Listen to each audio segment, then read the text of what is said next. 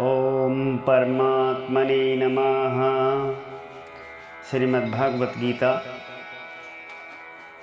ये चौथा अध्याय है गीता जी का। कल आपके लिए तीसरा अध्याय कर्मयोग और मन के बारे में श्री कृष्ण ने अर्जुन के लिए बताया गया था।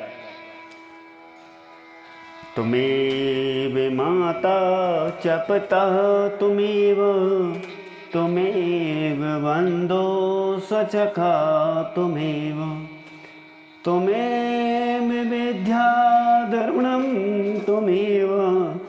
तुमेव सर्वं मम देव तुमेव सर्वं मम देव। श्री कृष्णाय नमः। गोविंदाय नमः। श्री कृष्णाय नमः। गोविंदाय नमः। श्री भगवान बोले, मैंने इस अविनाशी योग को सूर्य से कहा था। सूर्य ने अपने पुत्र वैवस्वत मनु से कहा और मनु ने अपने पुत्र राजा इक्ष्वाकु से कहा। हे परम तप अर्जुन, इस प्रकार परंपरा से प्राप्त इस योग को राज ऋषियों ने जाना, किंतु उसके बाद वह योग बहुत से काल से इस पृथ्वी लोक में लुप्त प्राय हो गया। तू मेरा भक्त और प्रिय सखा है, इसलिए वही पुरातन योग आज मैं तुझसे सुना रहा हूँ, क्योंकि ये बड़ा ही उत्तम रहस्य है, अर्थात गुप्त रखने योग्य विषय है। हे अर्जुन, आपका जन्म तो अर्वाचीन अभी हाल का है और सूर्य का जन्म बहुत पुराना है। अर्जुन, मेरे और तेरे बहुत से जन्म हो चुके हैं, उन सब को तू नहीं जानता, किंतु मैं जानता हूँ। मैं अजन्मा और अविनाशी स्वरूप होते हुए भी तथा समस्त प्राणियों का ईश्वर होते हुए भी अपनी प्रकृति को अधीन करके अपनी योग माया से प्रकट होता हूँ। हे भारत, जब जब धर्म की हानि और अधर्म की वृद्धि होती है, तब तब ही मैं अपने स्वरूप को रचता हूँ, अर्थात साकार रूप में लोगों के सम्मुख प्रकट होता हूँ। साधु पुरुषों का उद्धार करने के लिए, पाप कर्म करने वाला विनाश करने के लिए और धर्म की अच्छी तरह से स्थापना करने के लिए मैं युग युग में प्रकट होता रहता हूँ।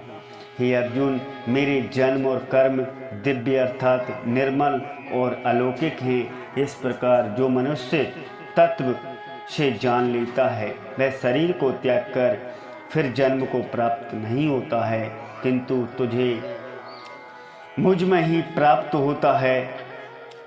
पहले भी जिनके राग, भय और क्रोध सर्वदा नष्ट हो गए हैं और जो मुझ में अन्यन प्रेम पूर्वक भक्ति भाव से स्थिर रहते थे, ऐसे मेरे आश्रित रहने वाले बहुत से भक्त उपयुक्त ज्ञान रूप तत्व से पवित्र होकर स्वरूप को प्राप्त हो चुके हैं। हे अर्जुन, जो भक्त मेरे जिस प्रकार भजते हैं, मैं भी उनको उसी प्रकार भजता हूँ, क्योंकि सभी मनुष्य सब प्रकार से मेरे ही मार्ग का अनुसरण करते हैं।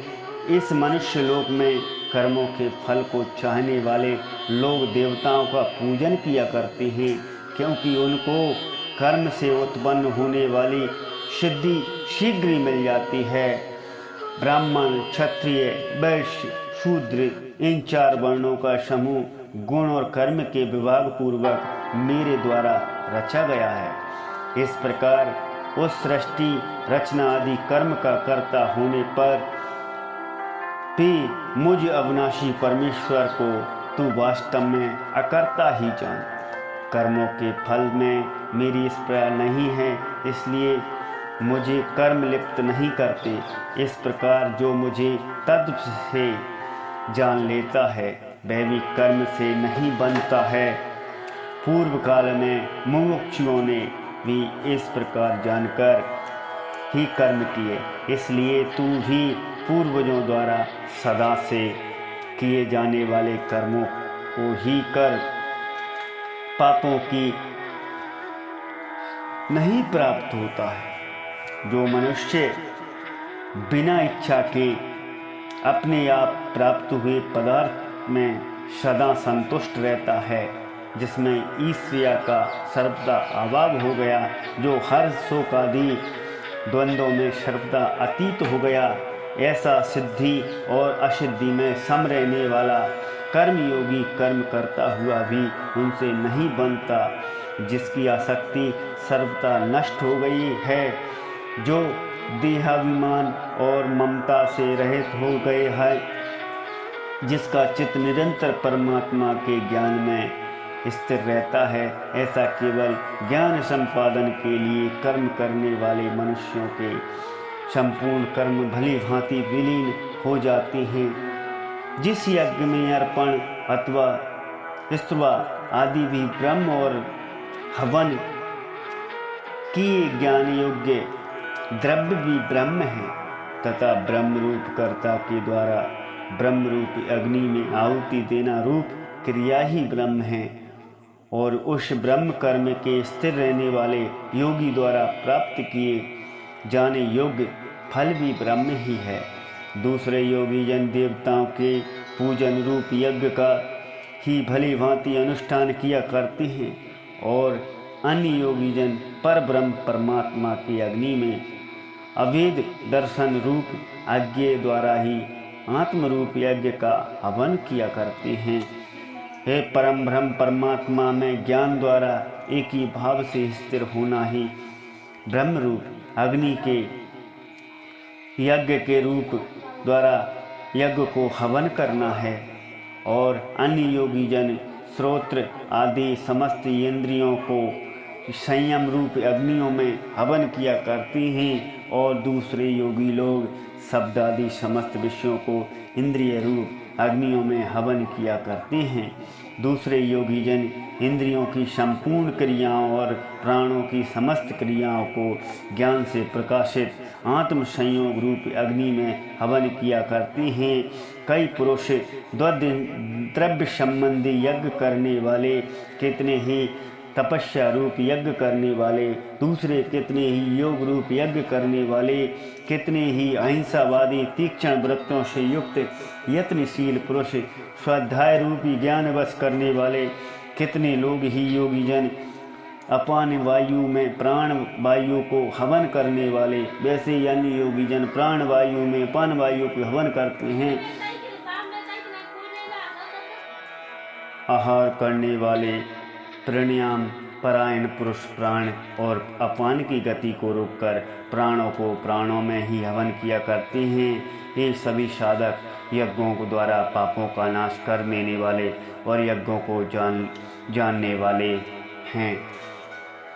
हे कुरुश्रेष्ठ, हे अर्जुन, यज्ञ से बचे हुए अमृत का अनुभव करने वाले योगी जन सनातन सर्व पर ब्रह्म परमात्मा को प्राप्त होते हैं, और यज्ञ न करने वाले पुरुष के लिए ये मनुष्य लोक भी सुखदायक नहीं है, फिर परलोक कैसे सुखदायक हो सकता है।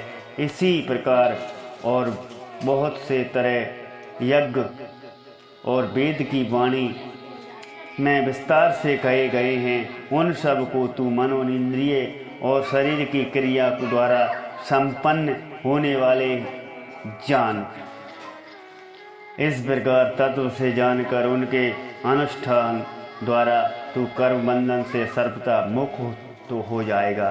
हे परम तप अर्जुन, द्रव्य में यज्ञ की अपेक्षा ज्ञान यज्ञ अत्यंत श्रेष्ठ है, तथा यवन मात्र संपूर्ण कर्म में ज्ञान समाप्त हो जाती है। उस ज्ञान को तत्वदर्शी ज्ञानियों के पास जाकर समझ उनको भली भांति दंडवत प्रणाम करने से, उनकी सेवा करने से और कपट छोड़कर सफलतापूर्वक प्रश्न करने से वे परमात्मा तत्व को भली भांति जान लेने वाले ज्ञानी महात्मा तुझे उस तत्व ज्ञान का उपदेश कहेंगे, जिसको जानकर फिर तू इस प्रकार मोह को नहीं प्राप्त होगा। तथा ये अर्जुन, जिस ज्ञान के द्वारा तू संपूर्ण भूतों को निसंदेह भाव से पहले अपने में और पीछे मुझ सच्चिदानंदन परमात्मा को देखेगा, यदि तू अन्य सब प्राणियों भी अधिक पाप करने वाला है तो भी तू ज्ञान रूप नौका द्वारा निसंदेह संपूर्ण पाप समुद्र से भली भांति कर तैर जाएगा। क्योंकि हे अर्जुन, जैसे प्रज्वलित अग्नि ईंधन को भस्म कर देता है और वैसे ज्ञान रूप अग्नि संपूर्ण कर्मों को भस्म कर देता है। इस संसार में ज्ञान के समान पवित्र करने वाला निसंदेह कुछ भी नहीं है। उस ज्ञान को कितने काल में और कितने काल से कर्मयोग के द्वारा शुद्धांतकरण हुआ है। मनुष्य अपने आप ही आत्मा को पा लेता है। जितेंद्रिय साधन परायण और श्रद्धावान मनुष्य ज्ञान को प्राप्त होता है तथा ज्ञान को प्राप्त होकर वह बिना विलंब के तत्काल ही भगवत प्राप्ति रूप परम शांति को प्राप्त हो जाता है। और विवेकहीन श्रद्धा रहित संशय युक्त मनुष्य परमार्थ और अवश्य भ्रष्ट हो जाता है। ऐसे संशय युक्त मनुष्य के लिए ना यह लोक है और ना परलोक है और ना ही सुखी है। हे धनंजय, जिसने कर्मयोग की विधि से समस्त कर्मों का परमात्मा में अर्पण कर दिया और वह जिसने विवेक द्वारा समस्त संशयों का नाश कर दिया, ऐसे वश में किए हुए अंतकरण वाले पुरुष को कर्म नहीं बांधते हैं। इसलिए हे भरतवंशी अर्जुन, तू हृदय में स्थित इस अज्ञान जनित अपने संशय का विवेक ज्ञान रूप तलवार द्वारा छेदन करके समस्त रूप कर्म योग में स्थित हो जा और युद्ध के लिए खड़ा हो जा। इति श्री चौथाध्याय समाप्त। श्री परमात्मने नमः। हरि ओम तत्सत्। हरि ओम तत्सत्। श्री कृष्णाय नमो नमः। गोविंदाय नमो नमः। वासुदेव कृष्णाय। जय श्री कृष्ण। मित्रों, आज चौथा अध्याय पूरा कर लिया है। इसमें कर्म योग, भक्ति योग, ज्ञान योग, सभी योग का वर्णन भगवान श्री कृष्ण ने किया है अर्जुन के लिए कि योग काल से चला आ रहा है। योग के बारे में चौथे अध्याय में दिया हुआ है। जय श्री कृष्ण मित्रों।